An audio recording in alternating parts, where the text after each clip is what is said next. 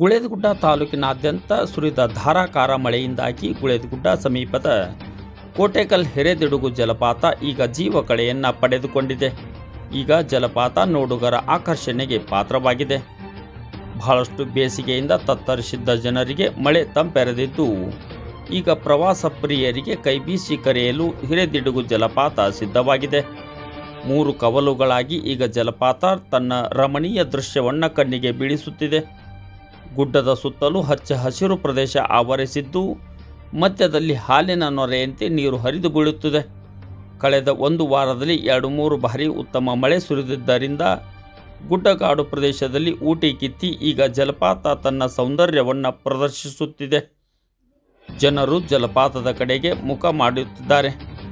ಜಲಪಾತ ವೀಕ್ಷಣೆಗೆ ಜನರ ದಂಡೆ ಈಗ ಹರಿದು ಬರುತ್ತಿದೆ. ಅಪಾರ ಜನರು ಜಲಪಾತದ ಕಾರ್ಯಕ್ರಮದಲ್ಲಿ ಎಂಪಿ ಮಾಗಿ ಸೇರಿದಂತೆ ಶಿಕ್ಷಕ ವರ್ಗದವರು ಪಾಲಕರು ಪಾಲ್ಗೊಂಡಿದ್ದರು.